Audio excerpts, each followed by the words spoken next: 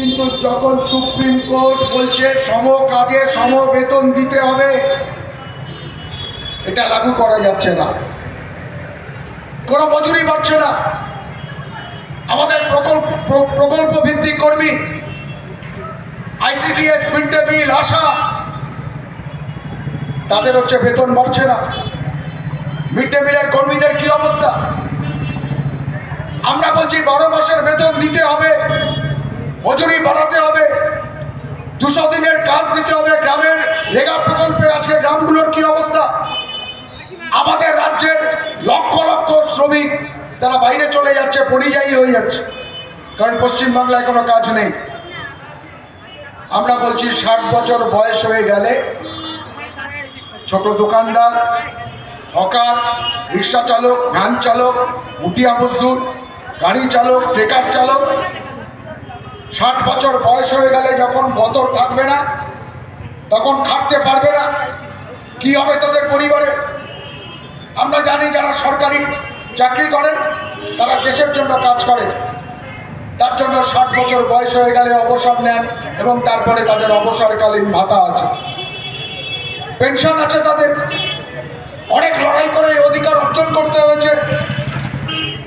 কিন্তু আমাদের অসংগঠিত শ্রমিক যারা হচ্ছে রাস্তা তৈরি করে, নির্মাণ শ্রমিক, তারা কি দেশের কাজ করেন না?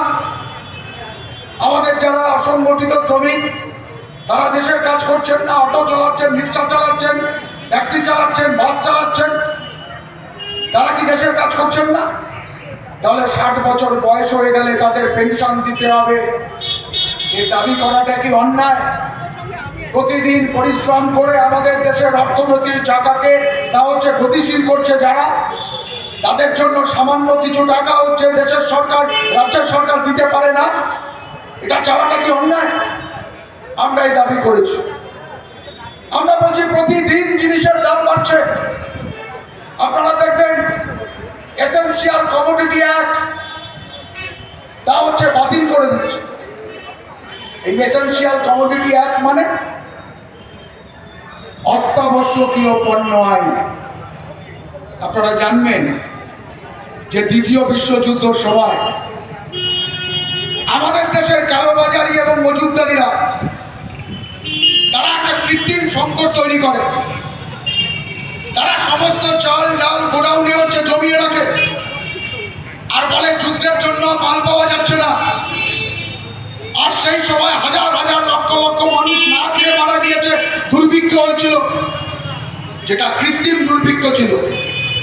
দেশ স্বাধীন হওয়ার পরে পণ্ডিত জওহরলাল নেহরু দেশের প্রধানমন্ত্রী, বামপন্থীরা আমরা ডিমান্ড করলাম, অর্থনীতিবিদরাও বলল যে অত্যাবশ্যকীয় পণ্য আইন তৈরি করতে হবে।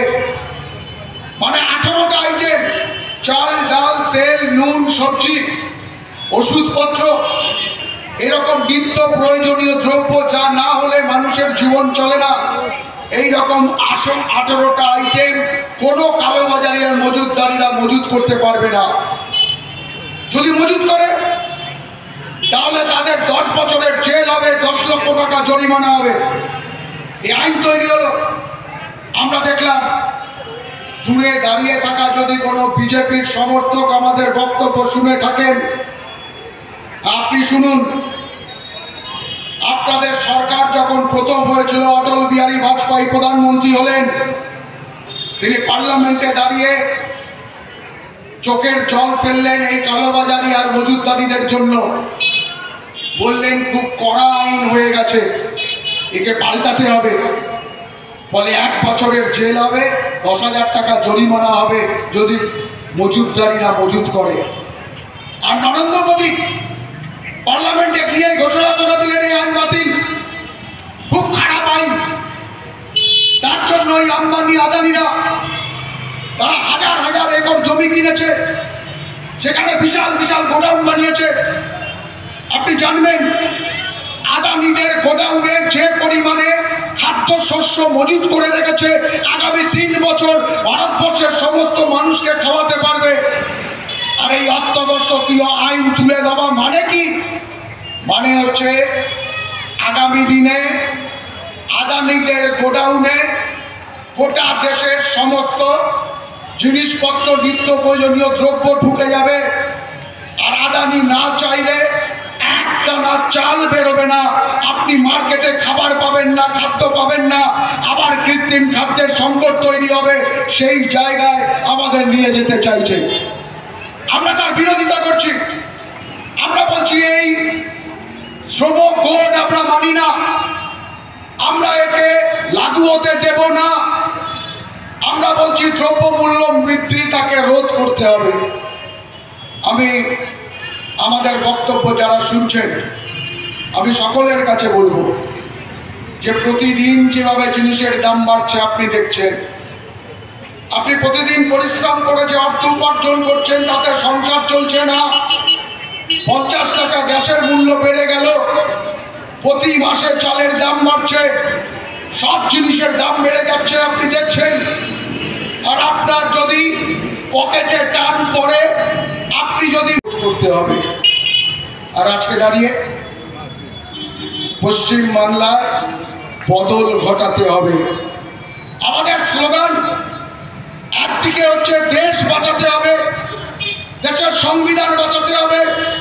হিন্দু রাষ্ট্র তৈরি করতে চাইছে আরএসএস বিজেপির যে এজেন্ডা। আরএসএস বিজেপি মানে হিন্দুদের পক্ষের রাজনৈতিক শক্তি নয়। যারা মনে করছেন বিজেপি আরএসএস হচ্ছে হিন্দুদের পক্ষের রাজনৈতিক শক্তি, এটা ভুল। আরএসএস বিজেপি মানে ব্রাহ্মণ্যবাদ, মনুবাদ, মনুবাদকে প্রতিষ্ঠা করতে চাইছে, যেখানে দাঁড়িয়ে তারা বলছে যে ভগবান বিষ্ণুর মস্তিষ্ক থেকে তৈরি হয়েছে ব্রাহ্মণ, তারা মাথার উপরে থাকবে। তার হচ্ছে স্কন্ধ থেকে তৈরি হয়েছে ক্ষত্রিয়, উদর থেকে তৈরি হয়েছে বৈশ্য, আর পায়ের তলা থেকে তৈরি হয়েছে শূদ্র, তারা হচ্ছে নিচে থাকবে।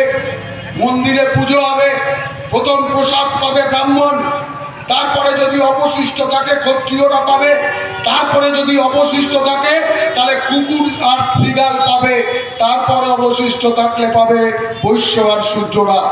এই হচ্ছে মনুবাদ। বলছে মেয়েদের জায়গা হচ্ছে রান্নাঘর আর আতুর ঘর, এ বাদ দিয়ে মেয়েদের জায়গা নেই।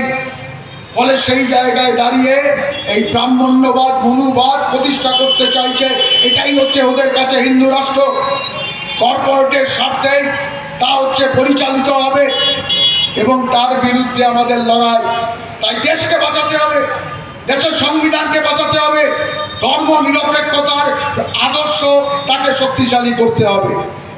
অনেকে বলতে পারে যে 1947 সালে 15ই আগস্ট যখন শেষ হুইসেলটি বাজিয়ে ব্রিটিশ জাহাজটি চলে যায়, ইউনিয়ন জ্যাকটাকে টেনে নামিয়ে যখন তিরঙ্গা পতাকা ঊর্ধ্বে তোলা হয়, দেশ স্বাধীন হয়েছে, ভারত ভাগ হয়েছে, একদিকে পাকিস্তান আর একদিকে ভারত। কেউ বলতে পারে যে ধর্মের ভিত্তিতে তৈরি হয়েছে পাকিস্তান, তাহলে ভারত কেন হিন্দু রাষ্ট্র হবে না? ধর্মের ভিত্তিতে যদি ইসলামিক স্টেট হতে পারে পাকিস্তান, তাহলে তো হিন্দু রাষ্ট্র হওয়া উচিত। আমি আপনাকে বলবো, আপনি 1947 সালের 15ই আগস্টের পরে পাকিস্তানের ম্যাপটা নিয়ে আসুন চোখের সামনে, আপনি দেখবেন সেই পাকিস্তানের ম্যাপে ইসলামাবাদ আছে, লাহোর আছে, আর ঢাকা, বরিশাল, চট্টগ্রাম, খুলনাও আছে। এটাই ছিল পাকিস্তান।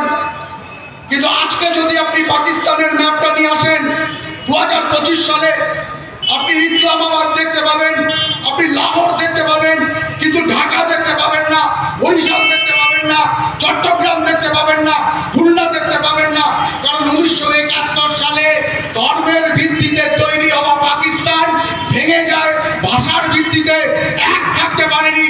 ধর্মের ভিত্তিতে তৈরি হওয়া পাকিস্তান এক থাকতে পারেনি। আর আমরা হয়েছিলাম ধর্মনিরপেক্ষ রাষ্ট্র। ভারত হচ্ছে ধর্মনিরপেক্ষ রাষ্ট্র। আপনি 1947 সালের 15ই আগস্টের ভারতের ম্যাপ নিয়ে আসেন, তাতে আপনি দেখবেন যে দিল্লি আছে, কলকাতা আছে, বোম্বাই আছে, চেন্নাই আছে, কিন্তু আপনি তাতে সিকিম দেখতে পাবেন না, গ্যাংটক দেখতে পাবেন না, নামচা দেখতে পাবেন না, পেলিং দেখতে পাবেন না। কেন? তার কারণ সেই সময় সিকিম ভারতের মধ্যে ছিল না। 1975 সালে